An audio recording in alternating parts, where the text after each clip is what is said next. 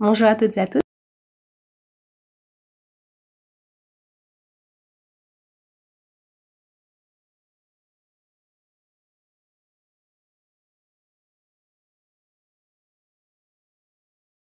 Facebook.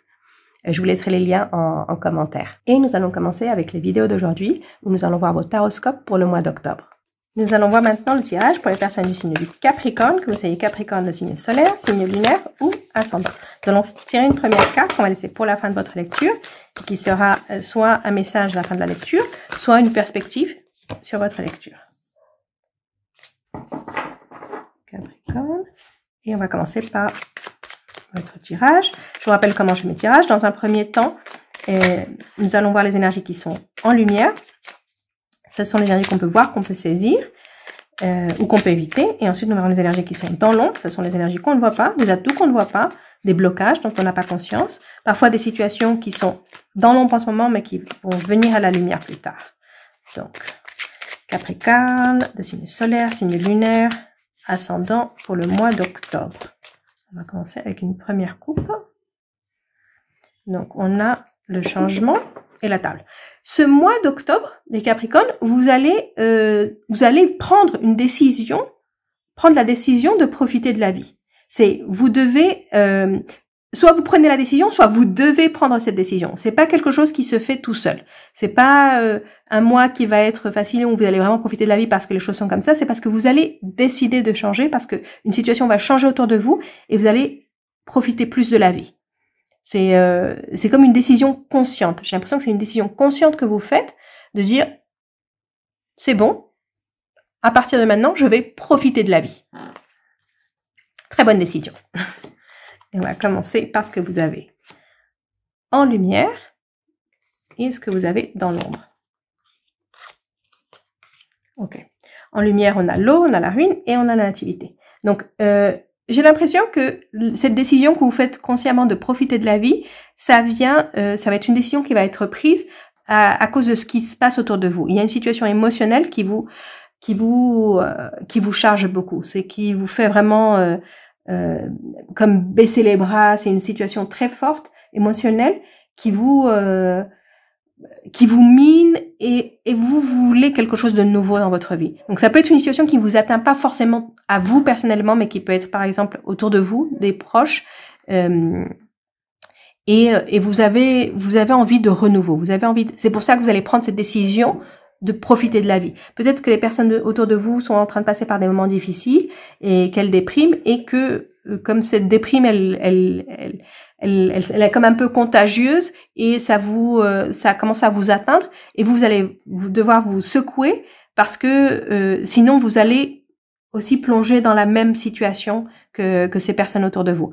Ça peut être aussi une situation qui vous arrive à vous mais que vous allez décider ça fait plusieurs mois que je suis dans cette situation de doute, de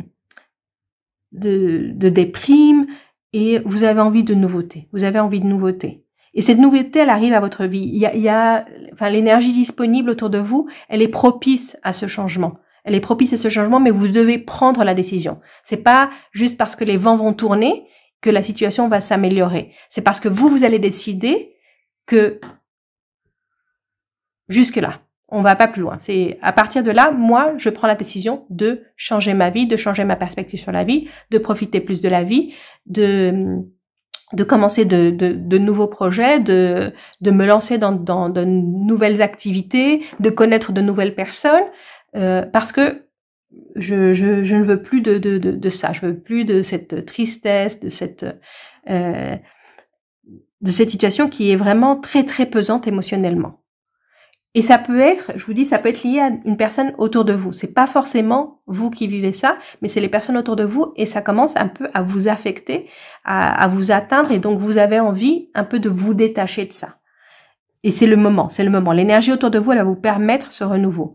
Avec la nouvelle lune en Scorpion, ça peut être un bon moment pour vous de renouveler un peu tout ça, de renouveler un peu votre vie, de transformer un peu votre vie pour commencer quelque chose, une nouvelle phase, un nouveau cycle, mais de laisser un peu les tristesses, les larmes derrière vous et commencer vraiment à profiter de la vie. On va voir maintenant ce que vous avez Dans l'ombre, on a les passions, on a le feu et on a le despotisme. Ici, j'ai l'impression que c'est une situation que vous ne voyez pas. C'est cette situation qui vous rend triste ou qui vous déprime ou qui déprime les personnes autour de vous et qui fait que vous commencez à sentir aussi ça. C'est quelque chose qui est dû à, comment dire, c'est pas juste les déboires de la vie, la vie elle est comme ça. Non, c'est des personnes qui font en sorte que cette situation elle est comme ça. Il y a comme une personne qui agit dans l'ombre et c'est une personne qui est très il y a beaucoup l'énergie de Mars, c'est une personne qui fait que vous vous sentez mal, qui essaie de vous emprisonner dans cette situation, qui essaie de faire, par exemple, je vous disais, j'avais l'impression que c'est des personnes autour de vous, c'est comme si ces personnes autour de vous ont des problèmes et qu'elles veulent faire de leurs problèmes vos problèmes et qu'elles veulent un peu vous soumettre et ici avec cette carte de despotisme, de vous rendre un petit peu, de vous enchaîner à leurs problèmes. Mais j'ai l'impression que c'est pas quelque chose que vous voyez ou vous avez conscience. Vous sentez ça, cette situation, vous la sentez, mais vous n'avez pas conscience de que c'est quelque chose que quelqu'un fait de manière active, consciente. C'est pas juste la vie, c'est comme ça. Non, c'est une personne qui consciemment essaie de faire en sorte que ces problèmes soient vos problèmes ou de vous convaincre que vous n'avez pas le choix dans la vie, que votre situation doit être comme ça. C'est comme si cette personne, elle essaie de vous enterrer un peu et de vous dire non, vous pouvez pas vous sortir de cette situation. C'est vraiment ça. J'ai l'impression que c'est quelqu'un qui agit. C'est pas juste les circonstances et la vie qui fait ça. C'est une personne qui consciemment fait quelque chose pour que vous vous sentiez démuni. Donc c'est vraiment comme ce que je vous disais à la coupe, vous devez prendre une décision consciente de changer ça. On va continuer avec Mademoiselle Lenormand, on va faire ça avec une coupe. Okay. Donc on a l'anneau et le tombeau. Ici, j'ai l'impression que cette personne qui agit consciemment, même si vous ne voyez pas cette personne qui agit consciemment pour vous mettre dans cette situation difficile dans laquelle vous avez envie de vous sortir de ça, c'est comme si cette personne, elle vous avait comme attaché à son deuil, à quelque chose que cette personne a perdu, que cette personne souffre, et elle a vraiment envie de faire de ça quelque chose qui est où comment dire, parce que j'ai l'impression que c'est pas votre problème, c'est pas c'est pas quelque chose qui est directement sur vous, c'est quelque chose où on veut vous attacher, on veut comme vous rattacher à cette peine, comme vous rattacher à ces problèmes, comme vous unir à ça, comme vous faire signer quelque chose et signer ici pour que ça, ce soit votre problème, pour que ça, ce soit votre charge. Ou c'est peut-être aussi que vous avez décidé de vous engager dans ça. Pour certaines personnes, ça peut être aussi une situation qui a un rapport avec votre conjoint, parce que vous êtes marié avec quelqu'un et cette personne, sa famille ou sa situation, elle est représentée par ça, mais vous êtes un peu marié avec cette situation, mais c'est pas parce que vous êtes marié avec cette personne que vous devez être marié à la situation que vit votre conjoint ou votre conjointe ou sa famille ou ses proches ou son entourage.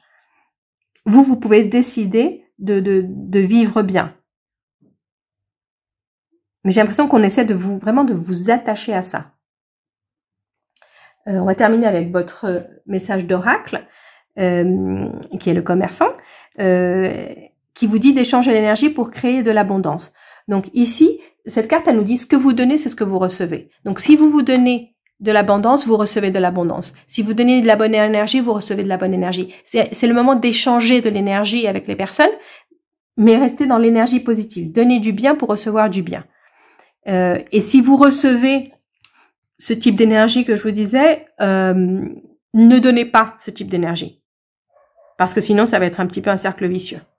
Autant ça peut être un cercle qui va de l'abondance vers plus d'abondance, de la bonne énergie vers de plus bonne énergie et ainsi de suite. Si c'est de la mauvaise énergie que vous recevez et que c'est de la mauvaise énergie que vous donnez, vous allez rester dans ce cycle. Donc c'est très important de contrôler cet échange d'énergie, de contrôler avec qui vous échangez votre énergie, avec qui vous communiquez, avec qui vous faites ces transactions énergétiques. Transactions énergétiques, c'est avec qui vous partagez votre temps. Avec qui vous partagez votre temps, vous partagez votre énergie. Avec qui vous partagez votre attention, vous partagez votre énergie. Donc c'est pas juste des échanges d'énergie comme ça, c'est avec qui vous interagissez, c'est avec qui vous échangez de l'énergie. Donc si vous êtes connecté qu'avec des personnes qui émettent de l'énergie négative, ça va rapporter cette négativité dans votre vie. Donc voilà, ça c'était votre carte d'oracle et votre message pour le mois d'octobre. Si vous aimez votre lecture, laissez-moi un like, un commentaire et je vous retrouve très bientôt pour une prochaine lecture.